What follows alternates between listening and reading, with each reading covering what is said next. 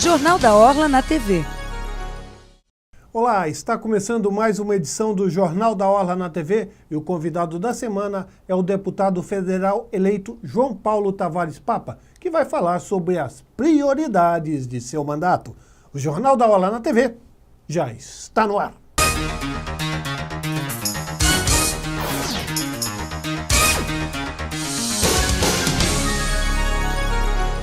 Estamos de volta com o Jornal da Orla na TV e o convidado da semana é o deputado federal eleito pelo PSDB, João Paulo Tavares Papa, que recebeu 117.590 votos.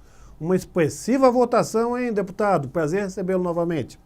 Obrigado, Edson. Prazer voltar aqui, e especialmente nesse momento, né? Nós tivemos uma campanha, um período de campanha eleitoral, um período sempre muito rico, e para mim, particularmente, foi muito bom correr a Baixada Santista, conhecer e me atualizar a respeito dos problemas, das soluções, dos desafios da nossa região. E eu pratiquei durante a campanha eleitoral aquilo que eu penso ser o melhor para o país, que é o voto distrital. Minha campanha foi toda ela feita aqui na Baixada Santista. 100 mil votos do total da minha votação foram obtidos na região metropolitana da Baixada Santista.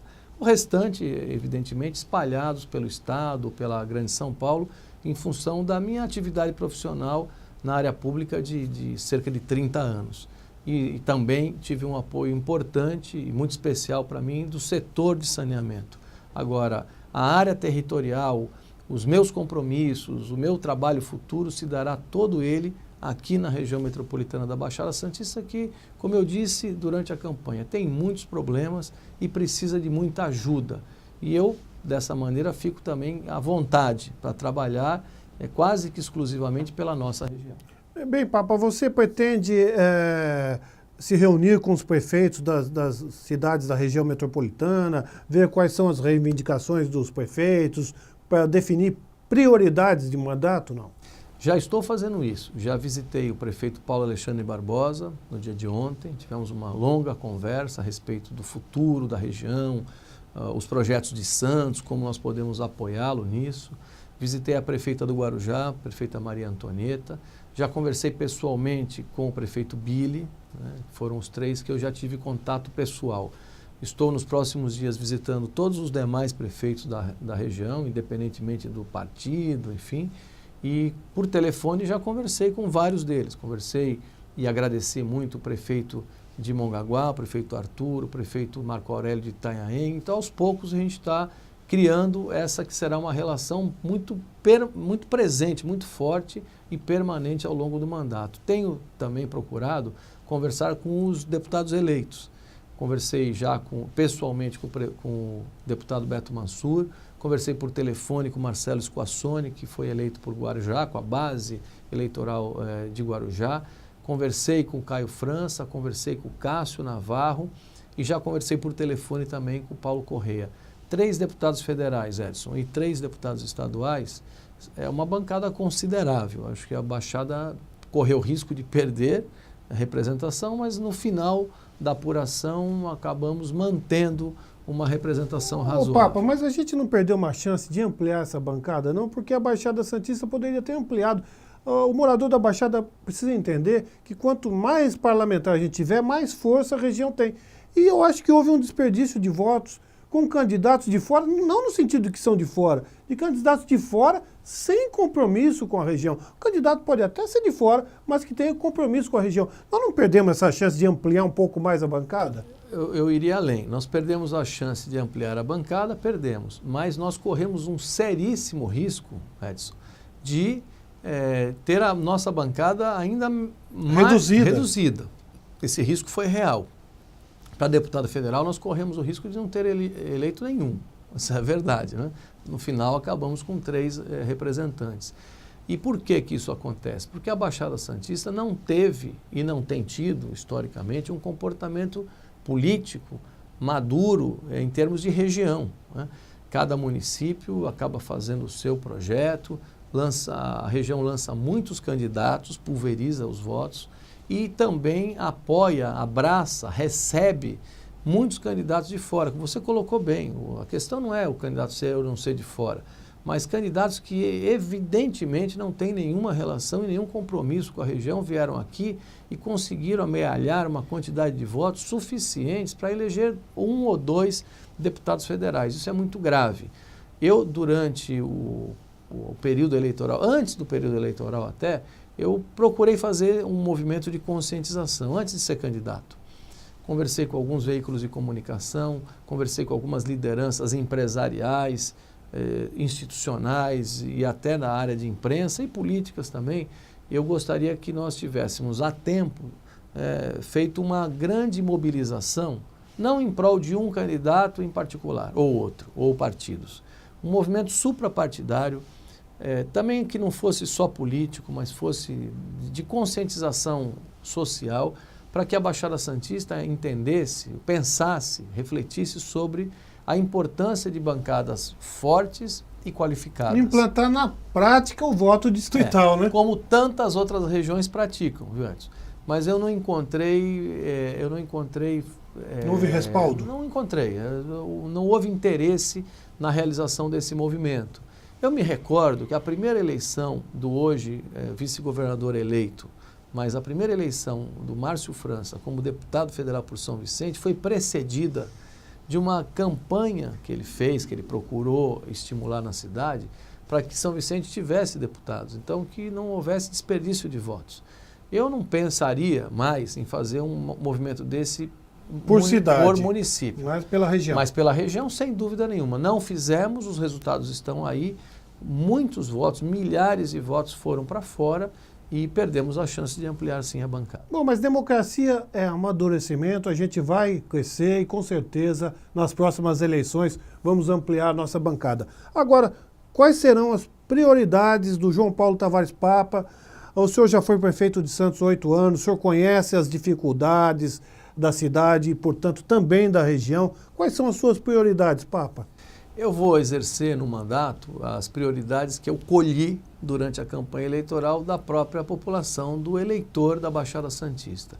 São algumas coisas que são recorrentes, né, mas que estão cada vez mais fortes na cabeça, na vida das pessoas. A primeira, a questão da saúde, né? A saúde da região metropolitana da Baixada Santista não vai bem. Nós temos deficiências, essas deficiências já estão muito claramente identificadas. Exemplo, São Vicente. O segundo maior município em população da Baixada é São Vicente, não tem um hospital público. Não tem um hospital público. Então, não precisa estudar mais nada. São Vicente precisa trabalhar, as lideranças, todos nós deveremos trabalhar rapidamente para dotar o município de São Vicente de um hospital à altura das necessidades daquela população, até para aliviar o sistema aqui de Santos, para organizar melhor a demanda. Então, esse é um ponto importante. Também o município de Itanhaém tem um hospital que está agora em ampliação. Ele vai ter a sua capacidade de atendimento triplicada. Ele tem cerca de 70 vagas, vai para 248, se eu não estou enganado. Trabalhar para que essa obra termine e que o custeio, né, ou seja, o recurso necessário para manter um hospital operando, que ali é um hospital regional, para a região sul da Baixada Santista, seja feito o mais rapidamente possível. Então, saúde é um ponto que nós temos que criar a mobilização necessária. Deputados federais, deputados estaduais, prefeitos, todos trabalhando no mesmo sentido. Isso certamente ajuda para que a solução seja mais rápida. Essa é uma questão importante. A outra questão que claramente está identificada, Edson, é a questão econômica. Baixada Santista é composta por 9 municípios apenas, mas tem 1.700.000 habitantes e há uma excessiva concentração de empresas, de oferta de trabalho aqui na região central, que é Santos, né? Nós temos que trabalhar em conjunto, aí não tem jeito, tem que ser um trabalho regional, um trabalho articulado, integrado, para que as cidades das pontas, né, especialmente aqui na região sul, São Vicente, Praia Grande, Itanhaém, que é um município que tem muita área, comecem a ter também as suas próprias alternativas econômicas. Porque isso não ocorrendo, nós vamos viver sempre do porto, que é muito importante, evidentemente, e do turismo balneário, aquele, Edson, que depende do sol, depende do clima. Algumas cidades do nosso litoral sul, que eu visitei várias vezes durante a campanha, durante a semana são cidades sem vida, sem atividade, uma atividade econômica muito baixa. Aos finais de semana depende do clima e no final do ano ainda tem um alento. Mas as populações dessas cidades estão crescendo, são cidades que têm áreas. Santos não tem mais área, São Vicente também não tem mais área. Mas a área continental de São Vicente é uma alternativa. Itanhaém, volto a dizer, é uma cidade com território, é o maior território da Baixada. Itanhaém tem um aeroporto. Esse aeroporto, se transformando num aeroporto comercial, que é uma demanda lá da cidade e da região, ele pode gerar novas atividades empresariais no entorno. A base aérea aqui do Guarujá, nós estamos há 30 anos trabalhando, lutando, discutindo a transferência ou a adaptação da base aérea de uma base militar para um aeroporto civil. Isso tem que ser feito com agilidade, porque criando as condições suficientes para operar esse aeroporto comercialmente, certamente novos negócios podem se agregar ali no entorno, na região de Vicente de Carvalho. Então, eu acho que a Baixada Santista é muito desequilibrada economicamente. E esse desequilíbrio econômico, com excessiva concentração em Santos, ele gera os demais desequilíbrios: social, de segurança pública, exige muito transporte público, que também não está à altura, porque os deslocamentos são diários. Acho que a questão fundamental da Baixada é um novo olhar sobre a nossa base econômica. Eu vou me debruçar sobre isso, eu pretendo colaborar nesse assunto.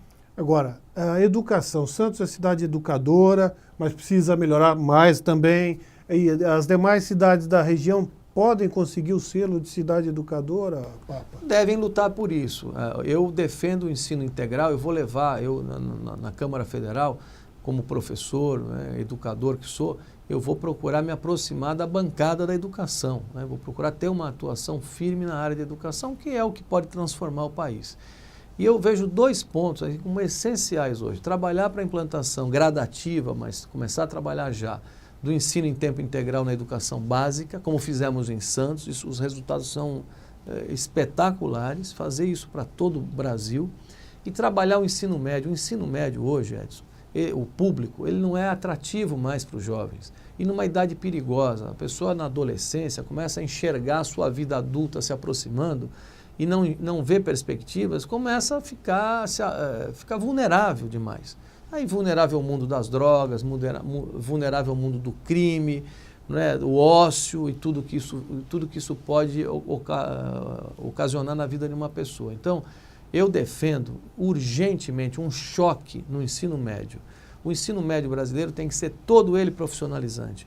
Um jovem que começa o antigo colegial do nosso tempo, hoje o médio, com alguma profissionalização, não precisa ser nada muito sofisticado, não precisam ser laboratórios de química ou de petróleo, não, também é importante isso, mas uma profissionalização mínima já no início do ensino médio dá perspectivas, traz mais otimismo à vida. Oferecer oportunidades. Oferece oportunidade, ele já sabe que dali começa uma carreira em alguma coisa, que depois vai lhe ajudar a custear a faculdade, por exemplo. Então, a Baixada Santista, eu percebi, é visível isso, tem milhares de jovens hoje no ensino médio da escola estadual, da escola pública, portanto, que quando você compara esse jovem com aquele que está na escola pública também, estadual, mas que é técnica, você percebe a diferença. Um já está olhando o seu futuro com perspectivas otimistas, reais, de poder fazer a sua vida, a sua família, enfim, e o outro está lá na esquina parado, porque a educação básica no ensino médio, ela não é atrativa mais, ela não atrai, a pessoa não quer nem ficar na escola, até se puder, vai bolar aula. Então, eu acho que esse é um ponto nevrálgico no Brasil inteiro.